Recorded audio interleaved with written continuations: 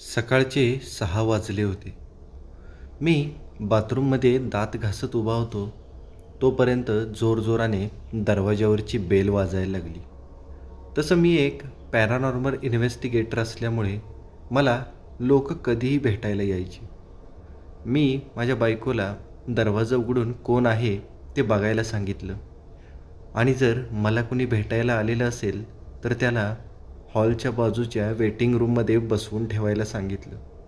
10-15 मिनिटांमध्येच माझी अंघोळ वगैरे सगळं आटोपल्यानंतर मी तयार होऊन लगबगीनं हॉलच्या बाजूला असणाऱ्या वेटिंग रूमच्या दिशेने पुढं चाललो.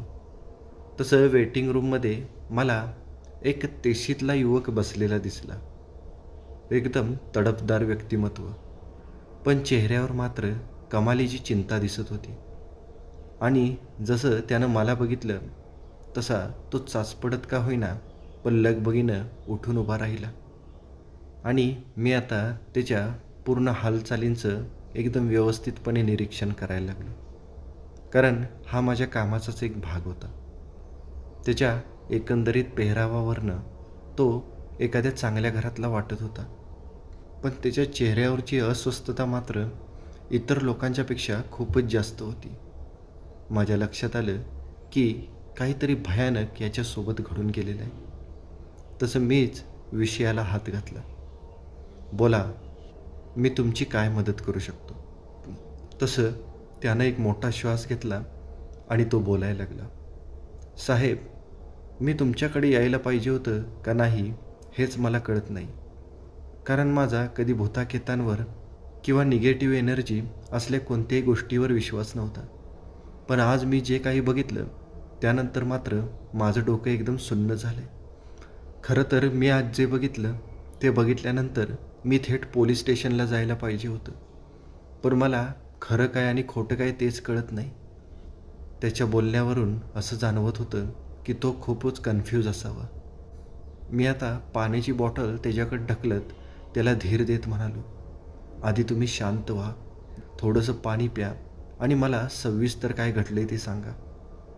तसं त्या युवकाने पाण्याचे 2 घोट घेतले आणि पुन्हा एक मोठा श्वास घेऊन तो मला सांगायला लागला. साहेब, मी आज माझ्या बहिणीच्या घरी गेलो होतो. तिचं लग्न होऊन 6च महिने झालेले. 1 आठवडा झालं मला माझ्या बहिणीच्या वागण्यामध्ये खूपच मोठा बदल जाणवत होता. आज पण मी नेहमीप्रमाणे तिच्या घरी गेलो तर ती माझ्याशी खूपच वेगळेपणाने वागत होती, जसं की ती माझी बहीणच नसावी. आणि मी त्याचा शोध घेण्यासाठी तिच्या घराच्या तळघरामध्ये गेलो त्यावेळी तुमचा विश्वास बसणार नाही, पण तिच्या घराच्या तळघरामध्ये मला तिचंच मृत शरीर म्हणजे तिचीच डेड बॉडी दिसली. ती डेड बॉडी बघून माझं डोकं सुन्न झालं, हातापायातलं अवसानच गळालं. माझी एकुलती एक बहीण आणि तिची तशी अवस्था बघून मी एकदम गर्भघडीत झालो. पण प्रश्न हा होता की जर ती माझ्या बहिणीची डेड बॉडी असेल तर त्या घरामध्ये जी फिरत होती ती कोण होती? मी झटकन तिथून बाहेर पडलो. एका मनाने वाटलं की पोलीस स्टेशनला जाऊन सगळी माहिती द्यावी, पण मी पोलीस स्टेशनमध्ये जाऊन काय सांगणार होतो? ज्या बहिणीची डेड बॉडी मला त्या घरामध्ये सापडली त्या घरामध्ये माझी बहीण जिवंत माणसासारखी फिरते. पोलीस तरी माझ्या बोलण्यावर विश्वास ठेवतील का? मला काय करावं ते कळत नाही. माझ्या बहिणीसोबत नेमकं काय झाले तेच मला कळत नाही. आणि मी तुमच्याबद्दलचे बरेचसे लेख वाचले होते, म्हणून मला वाटलं की कदाचित मला तुमची काहीतरी मदत होईल, म्हणून मी खूप आशेने तुमच्याकडे आलो. कृपया काहीही करा, पण लवकरात लवकर मला या विवंचनेतून बाहेर काढा. हे सगळं सांगताना त्याचे डोळे पाण्याने भरले होते. अश्रूची बांध आता फुटायची वेळ आली होती आणि तो ओक्साबोक्शी लहान मुलासारखा रडायला लागला. मी कसं तरी त्याची समजूत घातली. 1-5 मिनटं मी त्याच्या अश्रूचा बांध वाहू दिला, कारण त्यामुळे त्याचंच मन हलकं होणार होतं. थोड्या वेळानंतर तो सावरला. खरं तर मी पण अशा बऱ्याचशा भुताटकीच्या केसेस हँडल केलेल्या होत्या, पण ही केस मात्र काहीतरी विचित्रच होती.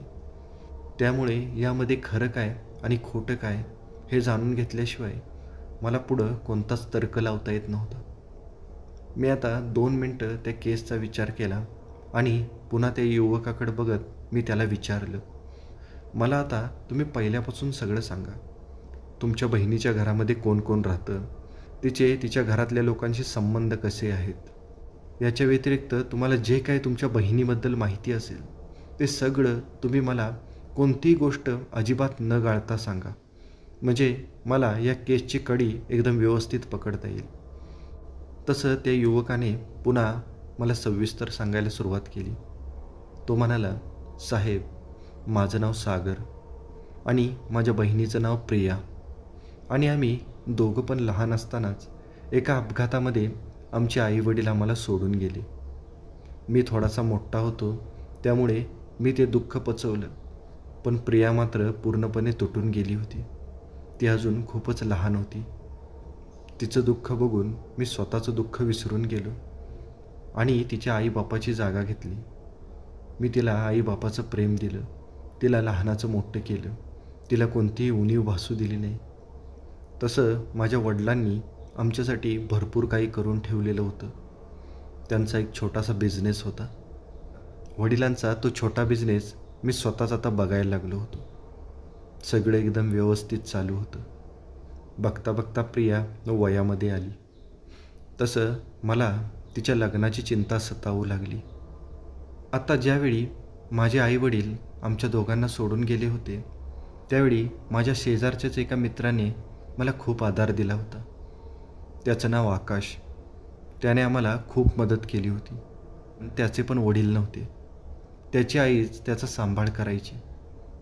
त्याचा पण आमच्यासारखा छोटासा बिझनेसच होता. आकाश माझा लहानपणीपासूनचा जिवलग मित्र. लहानपणापासूनच आमच्या दोघांचं एकमेकांच्या घरी येणं जाणं असायचं.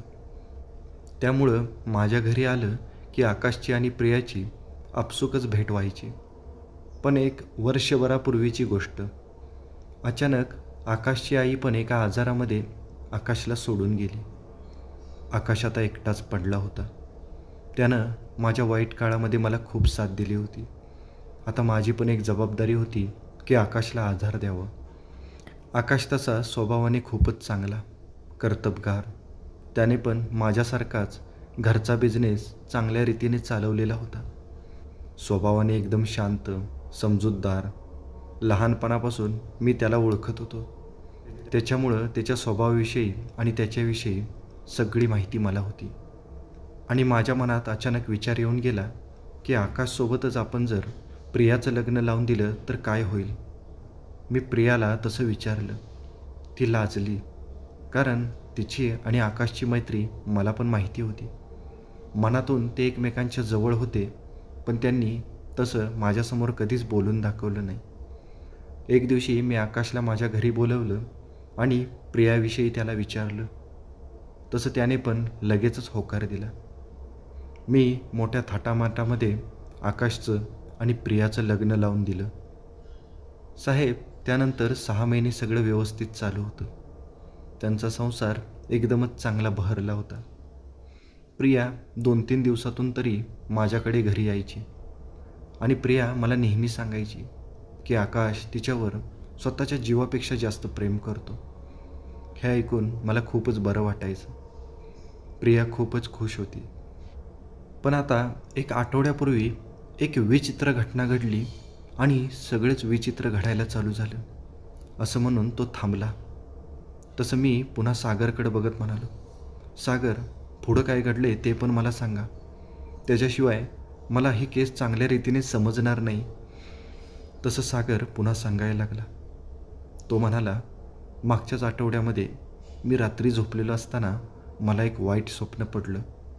माझ्या स्वप्नामध्ये मला प्रिया दिसली. ती एका कारागृहामध्ये बंद होती. तिच्या शरीराला खूपच जखमा झालेल्या होत्या. तिचं शरीर सडायला लागलेलं होतं. शरीराच्या वेगवेगळ्या जखमांमधून आळ्या बाहेर पडायला लागलेल्या होत्या. आणि त्या कारागृहाच्या बंद दरवाजाच्या बाहेर आकाश बसलेला होता, मान खाली घालून, हतबल झालेला. तो तिला बाहेर पण काढू शकत नव्हता आणि ती मोठ्या आशेने मला बोलवत होती, दादा, मला इथून बाहेर काढ. आणि मी त्या कारागृहाच्या दरवाजाच्या एकदम जवळ गेलो. तसं मला असं जाणवलं की प्रियाच्या मागं काहीतरी आहे जे एकदम विचित्र होतं. एक काळी आकृती, एकदम धुरासारखी. ती अचानक हळूहळू प्रियाच्या पाठीमागच्या बाजूनं तिच्या एकदम जवळ आली. तिचे डोळे पांढरे होते. तिनं मागणं येऊन प्रियाला पकडलं. तशी प्रिया जोरजोराने किंचाळायला लागली. ती मला म्हणायला लागली, दादा मला वाचव, मला खूप वेदना व्हायला लागल्यात, मला यातून बाहेर काढ. मी सगळं बघत असूनसुद्धा तिला काहीच मदत करू शकत नव्हतो. ती काळी आकृती आता प्रियाच्या शरीराचे एक एक लचके तोडायला लागली. हे आता माझ्यासाठी खूपच असह्य झालं आणि मी जोरात ओरडलो. तसं मला जाणवलं की मी माझ्या बेडवरच झोपलेलो होतो.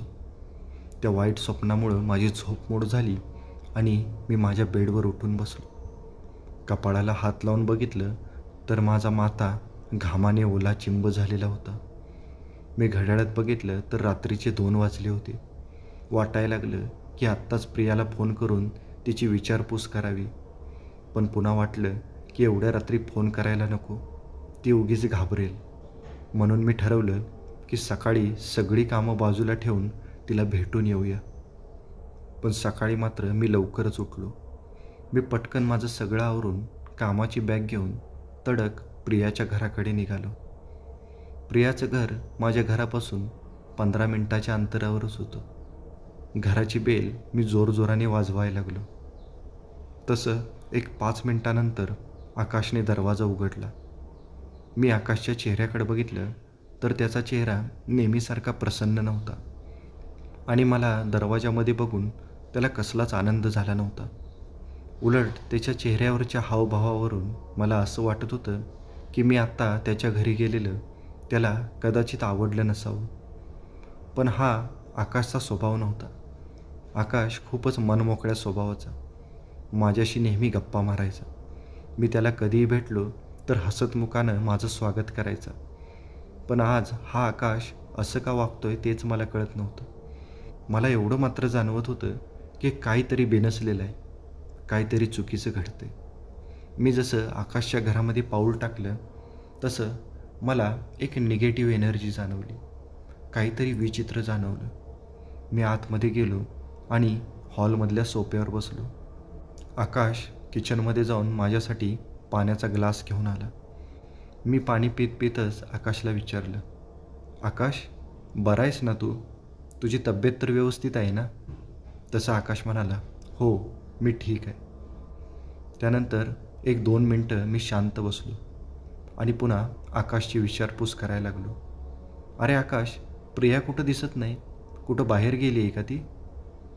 तसं आकाश म्हणाला, अरे तिची तब्येत थोडीशी बरी नाही, त्याच्यामुळं ती झोपली.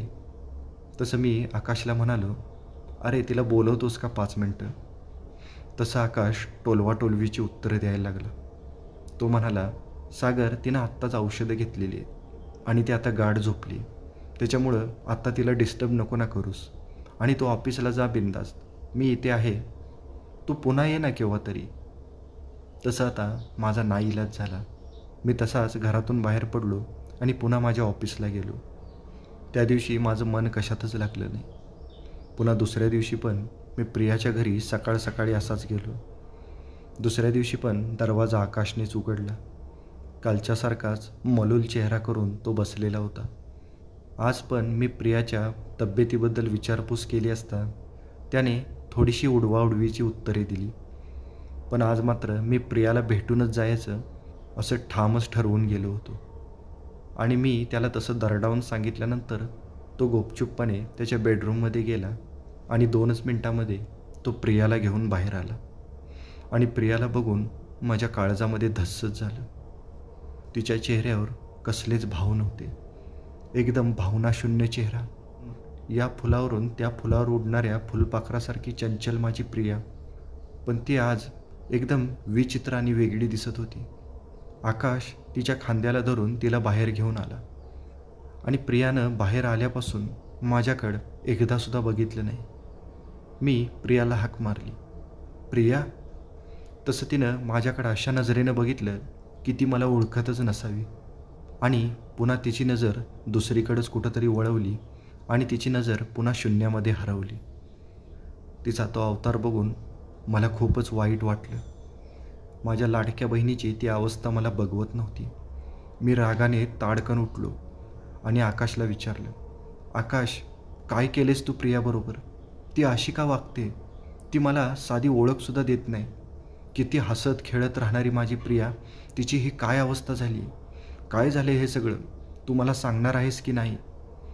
आता मी अशी दमदाटी केल्यानंतर आकाश पुन्हा मला सांगायला लागला, अरे सागर, मागच्या आठवड्यामध्ये आमच्या दोघांचा गाडीमधून येताना छोटासा ॲक्सिडेंट झाला आणि त्यामध्ये प्रियाच्या डोक्याला थोडासा मार लागलेला होता. त्यामुळे तिची स्मृती गेली. पण डॉक्टरांकडे ट्रीटमेंट चालू आहे. डॉक्टरांनी सांगितलं आहे की लवकरात लवकर तिची स्मृती परत येईल. हे ऐकून माझ्या पायाखालची जमीनच सरकली. मी पुन्हा आकाशला ओरडायला लागलो, एवढी मोठी गोष्ट झाली आणि तू मला एक शब्द पण सांगितला नाहीस? अरे ती माझी सख्खी बहीण आहे. मी काय परका होतो का? तसं आकाश म्हणाला, उगीच तू काळजी करत बसशील म्हणून मी तुला यातलं काहीच सांगितलं नाही. असं म्हणून तो पुन्हा प्रियाला तिच्या बेडरूममध्ये घेऊन गेला आणि पुन्हा एकटाच बाहेर आला. पण मला मात्र आकाशचं ते बोलणं अजिबात पटत नव्हतं. प्रियाबरोबर काहीही झालं तरी आकाशने मला ते सांगायला पाहिजे होतं. त्याने ते लपवायला नाही पाहिजे होतं. आणि फक्त स्मृती गेली अशी प्रियाची कंडिशन नव्हती. प्रिया खूपच विचित्र वाटत होती. तिच्या चेहऱ्यावर छोट्या मोठ्या जखमा होत्या. पूर्ण शरीराला कसला तरी तेलाचा लेप लावल्यासारखा दिसत होता आणि त्याचा एक वेगळाच गंध वातावरणामध्ये पसरला होता. तो गंध मला फारच विचित्र वाटला. तिचं सगळं शरीर कापडाने लपेटलेलं होतं. एखाद्या मृत शरीराला लपेटावं तसं. मला ते खूपच विचित्र आणि भयानक वाटलं. मी पुन्हा त्या घरातून निघून गेलो. त्यानंतर मी जवळजवळ एक आठवडाभर प्रियाला सकाळ सकाळी भेटण्यासाठी जात होतो. मी घरी गेलो की आकाश तिला 5 मिनिटासाठी माझ्यासमोर आणायचा आणि पुन्हा तिला तिच्या बेडरूममध्ये नेऊन झोपवायचा. पण मला रोज तिच्या शरीरामध्ये खूपच वेगळा बदल जाणवत होता. जसं की तिच्या शरीरावरच्या ज्या जखमा होत्या त्या दिवसेंदिवस मला खूपच मोठ्या व्हायला लागल्यासारख्या दिसत होत्या. आणि परवा दिवशीचीच गोष्ट. परवा दिवशी मी ज्यावेळी प्रियाला बघितलं त्यावेळी तिच्या तोंडावरच्या जखमेतून अक्षरशः एक आळी बाहेर आली आणि ती तिच्या गालावरून वळवळायला लागली. ही गोष्ट बघून माझ्या रागाचा पारा चढला. मी आकाशवर खेकसलो. त्याला म्हणालो, अरे तिच्या जखमांमध्ये आळ्या पडल्या आहेत. तू हे काय करतोयस? तू तिला दवाखान्यात तरी घेऊन गेला होतास की नाही? तुला जर नसेल होत तर मी तिला घेऊन जातो. तसं आकाशनं पुन्हा उडवाउडवीची उत्तरं दिली आणि तो तिला पुन्हा बेडरूममध्ये घेऊन गेला. मी काहीच करू शकत नव्हतो. मला काय करावं ते समजत नव्हतं. माझा जवळचा मित्र पूर्णपणे बदलला होता. माझी लाडकी बहीण पूर्णपणे बदलली होती. पण मला एक गोष्ट मात्र जाणवली होती की आकाश काहीतरी माझ्यापासून लपवत होता. आणि मला माहीत होतं की आकाश आपल्याला सहजासहजी या गोष्टी सांगणार नाही. याचा शोध आपणच घेतला पाहिजे. आणि आता कालची गोष्ट सांगतो साहेब. काल आकाश त्याच्या बिझनेसच्या कामासाठी कुठेतरी बाहेर जाणार होता. मला तशी माहिती मिळाली होती. आता आकाश बाहेर जाणार म्हणल्यानंतर प्रिया घरी एकटीच असणार आणि प्रिया जर घरी एकटी असेल तर मला तिच्याशी निवांतपणे बोलता येणार होतं. म्हणून मी आता आकाश बाहेर जाण्याची वाट बघत होतो. काल सकाळीच आकाश त्याच्या कामासाठी निघून गेला. मी माझ्या घरातून बाहेर पडलो आणि थेट आकाशच्या घरी गेलो. घराची बेल वाजवली. एक 5 मिनिटांनी प्रियानं स्वतःच दरवाजा उघडला. मला बघून तिच्या चेहऱ्यावर एकदम निर्विकार भाव होता, जसं की एखाद्या अनोळखी व्यक्तीला बघावं. मी पुन्हा घरामध्ये गेलो आणि हॉलमधल्या सोफ्यावर जाऊन बसलो. प्रिया एका बाजूला जाऊन भिंतीला टेकून उभी राहिली होती. तिची नजर पुन्हा शून्यामध्ये हरवली होती. तिच्या चेहऱ्यावरच्या जखमा आज जास्तच मोठ्या झाल्या होत्या. तिची ती अवस्था बघून मला रडू आलं. डोळे पाण्याने भरले. माझ्या अश्रूचा बांध फुटला. मी माझ्या अश्रुपूर्ण नयनांनी प्रियाच्या जवळ गेलो आणि तिच्या दोन्ही खांद्यांना पकडून मी तिला बोलायला लागलो. प्रिया, काय झालं आहे तुला? तू मला सांगणार नाहीस का? मी तुझा दादा आहे. तू माझ्यापासून लपवतेस का? तुला काय झाले ते सांग. मी तुझ्यासाठी काहीही करायला तयार आहे. तू फक्त एकदा बोल. पण प्रिया मात्र माझ्याकडे असं बघत होती की तिनं मला पहिल्यांदाच बघितलेलं असावं. आता मी तिचे दोन्ही तळहात माझ्या हातामध्ये घेतले आणि तिचे तळहात सरळ करून बघितले, तर मला असं जाणवलं की तिचे दोन्ही तळहात पूर्णपणे सडलेले आहेत. त्यामध्ये आळ्या पडलेल्या होत्या. मी प्रियाला म्हणालो, "अगं प्रिया, हे काय झाले? तुझे हात पूर्णपणे सडून गेलेत. तू दवाखान्यात गेली नाहीस का? तुला आकाशने दवाखान्यात नेलं नाही का? प्लीज बोल ना माझ्याशी." पण प्रिया मात्र काहीच बोलत नव्हती. मी आता माझा हात प्रेमानं तिच्या डोक्यावर फिरवला आणि तसाच तिच्या गालावरून फिरवला. तसं तिच्या गालाची साल सोलून माझ्या तळहातावर आली. हे खूपच विचित्र आणि भयानक होतं. मी जोरजोराने प्रियाला हलवायला लागलो. तिला भानावर आणायचा प्रयत्न करायला लागलो.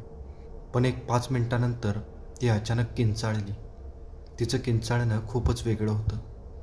ती एका विचित्र आवाजामध्ये किंचाळायला लागली आणि काहीतरी वेगळ्या भाषेमध्ये बोलायला लागली. मला ती काय बोलते ते कळत नव्हतं आणि तिनं जोरात मला ढकलून दिलं. तसा मी लांब जाऊन पडलो. पुन्हा मी चाचपडत उठलो. प्रिया माझ्याबरोबर अशी का वागते तेच कळत नव्हतं. प्रिया पुन्हा तिच्या बेडरूममध्ये निघून गेली आणि तिनं धाडकन तिच्या बेडरूमचा दरवाजा बंद केला. मी पुन्हा त्या घरातून बाहेर पडलो. मला काय करावं ते समजत नव्हतं. पण मला शोध घ्यायचाच होता की नेमकं त्या घरामध्ये काय चाललं आहे. आता मी घराच्या बाहेर पडल्यानंतर घराच्या आजूबाजूने थोडीशी न्याहाळणी करायला लागलो. मी आकाशच्या घराच्या बाजूने फिरत असताना माझी नजर अचानक आकाशच्या घराच्या तळघराकडे जाणाऱ्या दरवाजाकडे गेली. त्या दरवाजाजवळ गेल्यानंतर मला एक विचित्र दुर्गंधी आली, जसे की आसपास एखादं काहीतरी सडलेलं असावं. आणि मी जसं त्या तळघराच्या दरवाजाच्या एकदम जवळ गेलो तसा तो गंध आता जास्तच तीव्र होत गेला होता. माझ्या लक्षात आलं की तळघरामध्ये काहीतरी वाईट घडले. मला आता तळघरामध्ये जाऊन सगळं बघावंच लागणार होतं. मी हळूच तळघराचा तो लाकडी दरवाजा उघडला आणि त्या छोट्या पायऱ्यावरून हळूहळू खाली उतरायला लागलो. आणि मी जसा त्या तळघरामध्ये उतरलो तसं समोरचं दृश्य बघून माझ्या पायाखालची जमीनच सरकली. साहेब, त्या तळघरामध्ये माझ्यासमोर माझ्या बहिणीचं म्हणजे प्रियाचं मृत शरीर ठेवलेलं होतं. पांढऱ्या कपड्यामध्ये लपेटून, नाकामध्ये कापूस भरलेला. मला मी काय बघतोय हेच कळत नव्हतं. प्रिया जर इथं असेल आणि ती जर मृत झालेली असेल तर घरामध्ये जी फिरते ती कोण आहे हे मला कळत नव्हतं. मी आजूबाजूला बघितलं तर आजूबाजूला 2-3 कॅन दिसले. त्याच्यामध्ये कसलं तरी लिक्विड असावं. पण सगळ्यात भयानक गोष्ट म्हणजे प्रियाच्या डेड बॉडीच्या बाजूला ठेवलेल्या वस्तू. प्रियाच्या डेड बॉडीच्या बाजूला सगळीकडे मेणबत्त्या लावलेल्या होत्या आणि त्या सगळ्या मेणबत्त्या जळत होत्या. आणि डेड बॉडीच्या डोक्याच्या बाजूला एक मोठं भांडं होतं ज्यामध्ये लाल पाणी होतं.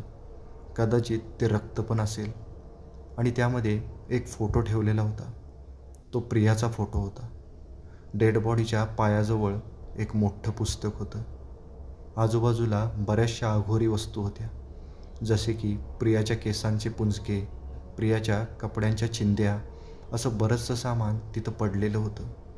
आणि प्रियाची डेड बॉडी हळूहळू सडलेली असावी कदाचित आणि त्याचाच दुर्गंध सगळीकडे पसरलेला होता. मी एकदम शॉक झालो. काय खरं आणि काय खोटं ते कळत नव्हतं. क्षणभर वाटलं की पोलिसांना जाऊन सांगावं, पण पुन्हा वाटलं की आपण पोलिसांना जाऊन सांगितलं तर पोलीस आकाशलाच ताब्यात घेतील. आणि मला खात्री पण करून घ्यायची होती की प्रिया खरंच गेलेली आहे की घरामध्ये आहे तीच प्रिया आहे. म्हणून मी तुमच्याकडे आलो आहे साहेब, मला मदत करा प्लीज. मी सागरचं सगळं म्हणणं आता ऐकून घेतलं. खरं तर मी बऱ्याचशा विचित्र केसेस सॉल्व्ह केलेल्या होत्या, पण ही केस मात्र खूपच वेगळी होती. पण आता काही गोष्टी माझ्या एकदम स्पष्ट लक्षात आल्या होत्या. मी आता सागरकडे बघत सागरला म्हणालो, सागर, आता यामध्ये बऱ्याचशा शक्यता असू शकतात. हे सगळं कुणी केलं आहे, कशासाठी केलं आहे हे आपल्याला माहीत नाही. याचा आपण शोध घेऊयाच. पण एक गोष्ट तुम्हाला मी पक्की सांगतो की आता तुमची प्रिया या जगामध्ये नाही. त्या घरामध्ये जी डेड बॉडी ती प्रियाचीच असणार आहे. आता राहिला प्रश्न हा की त्या घरामध्ये प्रियाच्या जागी जी राहते ती कोण आहे, त्याचा पण आपण छडा लावू. पण तुम्हाला स्वतःला सावरावं लागेल, कारण सत्य खूपच कटू असणार आहे, असं मी सागरला सांगितलं. सागर थोडासा भावूक झाला. पुन्हा एक 5 मिनिटानंतर मी सागरला सांगायला लागलो, सागर, आता प्रियाच्या घरामध्ये हे सगळं काय घडले याचा आपण शोध घेऊयाच. पण एक गोष्ट आपल्याला या ठिकाणी केली पाहिजे, आणि ती पण आकाशच्या येण्याच्या आधीच. कारण या सगळ्यामागे जर आकाशचा हात असेल तर तो आपल्याला ही गोष्ट करू देणार नाही. तसं सागर विचारायला लागला, कोणती गोष्ट आपल्याला करायला पाहिजे. तसं मी म्हणालो, आपल्याला प्रियाच्या शरीराला अग्निसंस्कार द्यायला पाहिजे. कारण आपल्या हिंदू धर्मानुसार कोणत्याही शरीरावर अंतिम संस्कार केल्याशिवाय त्या आत्म्याची मुक्तता होत नाही. आणि जसं की तुम्हाला जे स्वप्न पडलं होतं 1 आठवड्यापूर्वी, त्या स्वप्नामध्ये तुम्ही बघितलंच होतं की तुमची बहीण एका पिशाच्याच्या तावडीमध्ये सापडलेली होती, आणि ती तुमच्याकडूनच अपेक्षा करत होती की तुम्हीच तिची सुटका करावी. हे तर बरोबर आहे ना सागर? ती खूपच वेदना भोगायला लागली. ती जन्म आणि मृत्यूच्या मध्येच अडकली. तिच्या शरीराचा वापर करून घेतला गेला आहे, आणि आपल्याला तिला यातून बाहेर पाडायचं आहे. काहीही करून आपल्याला तिचे अंतिम संस्कार केले पाहिजेत. आणि या नश्वर जगात ती पुन्हा जरी परत येणार नसली तरी या मार्गाने तिला या जगाशी बांधून ठेवणं हे योग्य नाही. आता मी आणि सागर दोघे पण उठलो आणि तडक आकाशच्या घराकडे निघालो. अर्ध्याच तासामध्ये आम्ही आकाशच्या घरी जाऊन पोचलो. आकाश अजून पण आलेला नव्हता. तसं सागरने आकाशला एक फोन केला आणि आकाशला विचारलं की मला तुझ्याकडे थोडंसं काम आहे, तुला घरी यायला किती वेळ लागेल. तसं आकाश म्हणाला, मला 1-2 तास लागतील घरी यायला. आता माझ्या आणि सागरच्या लक्षात आलं की आमच्याकडे फक्त 2च तास आहेत. आता आम्ही हालचाल करायला सुरुवात केली. आम्ही थोडीशी लाकडं गोळा केली आणि आम्ही अंत्यविधीचं सगळं सामान घेऊन त्या तळघरामध्ये गेलो. तळघरामध्ये गेल्या गेल्या मला ते सगळं दृश्य दिसलं जे मला सागरने मगाशी सांगितलेलं होतं. ती डेड बॉडी, त्या डेड बॉडीच्या बाजूला असलेल्या त्या पेटत्या मेणबत्त्या, आणि आजूबाजूला असणारं काळा जादू केलेलं अघोरी सामान. मी आता पटापट हालचाल करायला सुरुवात केली, कारण मला माहिती होतं की आपल्याला आकाश यायच्या आधी हे सगळं उरकावं लागणार आहे, आणि हे काम करताना आपल्याला ते पिशाच्च पण थोडासा त्रास देऊ शकतं, जे सागरला त्याच्या स्वप्नामध्ये दिसलं होतं. मी त्या तळघरामध्ये इकडं तिकडं बघितलं तर मला त्या तळघरामध्ये मोडका लाकडी बेड दिसला. मी सागरला म्हणालो, आपण प्रियाचं शरीर त्या लाकडी बेडवरच ठेवूया, म्हणजे आपल्याला तिला अग्नी द्यायला सोपं पडेल. आम्ही दोघांनी ती डेड बॉडी उचलून त्या लाकडी बेडवर ठेवली आणि आमच्यासोबत नेलेली सगळी लाकडं आम्ही त्यावर रचली. अग्निसंस्काराचे सगळे विधी आम्ही पूर्ण केले आणि आम्ही प्रियाला त्या तळघरामध्येच अग्नी दिला. तसं तळघराच्या दरवाजावर जोरजोराने आवाज यायला लागला, जसं की कुणीतरी तळघरात यायचा प्रयत्न करत असावा. सागर एकदम कावराबावरा झाला. तसं मी सागरकडे बघत सागरला म्हणालो, ती वाईट शक्ती आपल्याला अडवण्यासाठी आत यायचा प्रयत्न करेल, पण अजिबात घाबरू नको. आता तळघराच्या दरवाजावर येणारा आवाज खूपच मोठा यायला लागला, आणि अचानक तळघराच्या दरवाजावरचे लाकडाच्या 2-3 फळ्या निघाल्या, आणि त्यातून एक हात आतमध्ये आला, आणि हातापाठोपाठ एक तोंड पण आतमध्ये आलं. ती प्रियाच होती. जी घरामध्ये फिरत होती ती प्रिया होती. ती आत यायचा प्रयत्न करत होती आणि जोरजोराने चित्कारत होती. पण जशी चिता भडागणी घेत होती तसं या पिशाच्याच्या शरीराला पण वेदना व्हायला लागल्या होत्या. चितेच्या अग्नीबरोबर त्या तळघराच्या दरवाजातून आत येणाऱ्या पिशाच्याची त्वचा पण जळायला लागली, आणि त्याचे थेंब खाली जमिनीवर पडायला लागले. सागर खूपच घाबरला होता. असं दृश्य त्यानं पहिल्यांदाच बघितलेलं होतं. एक 15 मिनिटामध्ये प्रियाचं शरीर पूर्णपणे जळून खाक झालं. तसं तळघराच्या दरवाजातून आत येऊ पाहणारं ते पिशाच्च पण पूर्णपणे जळून गेलं. आम्ही पटकन तळघराचा तो तुटका दरवाजा उघडून बाहेर आलो आणि प्रियाच्या घरामध्ये जाऊन बसलो. आता आम्ही आकाशच्या येण्याची वाट बघत होतो. जवळजवळ 15-20 मिनिटांमध्येच आकाश पण आला. आमच्या दोघांना त्या घरामध्ये बघून तो थोडासा आश्चर्यचकित झाला. मी पटकन आकाशच्या जवळ गेलो आणि आकाशला म्हणालो, आम्हाला खरं खरं सांग नेमकं इथं काय घडलंय ते, नाहीतर आम्ही पोलिसांना पण बोलवून घेईन. तसं आकाश ओक्साबोक्शी रडायला लागला. त्यानंतर आकाशने आम्हाला एक सत्य सांगितलं. ते ऐकून आमचे डोळे उघडे ते उघडेच राहिले. आकाश सांगायला लागला, मागच्या आठवड्यामध्ये मी आणि प्रिया आमच्या गाडीतून परत येताना आमचा अपघात झाला. त्यावेळी प्रिया त्या अपघातामध्ये जाग्यावरच संपली. पण माझं प्रियावर खूपच प्रेम होतं. मी तिच्याशिवाय राहू शकत नव्हतो. त्याच्यामुळं माझं मन मानायलाच तयार नव्हतं की प्रिया मला सोडून गेली. मी एकदम वेडापिसा झालो. मला काही करून प्रियाला परत आणायचं होतं. म्हणून मी ही गोष्ट कुणालाच सांगितली नाही, सागरलासुद्धा सांगितली नाही. आणि मी प्रियाची डेड बॉडी घेऊन पुन्हा घरी आलो. प्रियाची डेड बॉडी मी घरामध्येच ठेवून मी प्रियाला पुन्हा जिवंत कसं करता येईल याच्यावर रिसर्च करायला लागलो. त्यावेळी मला माहिती पडलं की काळ्या जादूने मृत व्यक्तीला जिवंत करता येतं. मला तशा एका माणसाचा कॉन्टॅक्ट पण मिळाला. त्या माणसाला मी इथं बोलवून घेतलं. तो इथं आला आणि त्याने मला सांगितलं की आपल्याला एक विधी करावं लागेल. त्यानंतर एक पिशाच्च प्रियाचं रूप घेऊन या घरामध्ये राहील. फक्त शरीरच प्रियाचं राहणार, पण स्मृती मात्र काहीच नसणार. पण माझ्यासाठी प्रिया माझ्या समोर असणं हेच खूप महत्त्वाचं होतं. त्यामुळे मी हे कृत्य करायला तयार झालो. त्यानंतर मी तो विधी करवून घेतला. पण तो विधी करताना त्या मांत्रिकानं मला सांगितलं होतं की जोपर्यंत प्रियाचं शरीर या घरामध्ये राहील आणि ज्या अवस्थेमध्ये राहील त्याच अवस्थेमध्ये पिशाच्च राहू शकतं. जर ते शरीर नष्ट झालं तर ते पिशाच्च पण इथून निघून जाणार. म्हणून मी प्रियाच्या शरीराला तळघरामध्ये ठेवलं आणि ते सडू नये, लवकर नष्ट होऊ नये म्हणून मी ही वेगवेगळ्या प्रकारची केमिकल पण आणून ठेवली होती, जी लावल्यामुळं प्रियाचं शरीर जास्तीत जास्त दिवस टिकून राहील. मी प्रियाच्या प्रेमामध्ये एवढा आंधळा झालो होतो की माझ्या हातून हे पाप घडून बसलं होतं. असं म्हणून आकाश पुन्हा मोठमोठ्याने रडायला लागला.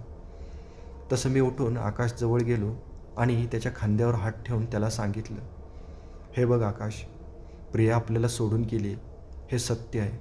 मृत्यूपेक्षा मोठं सत्य या जगामध्ये काहीच नाही. आपण तिला परत आणू शकत नाही.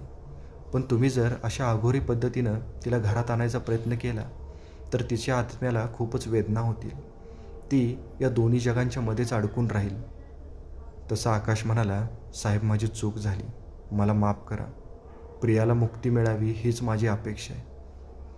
त्यानंतर मी त्या घरातून बाहेर पडलो. सागर आणि आकाश आता एकमेकाचं दुःख वाटत तिथंच बसलेले होते.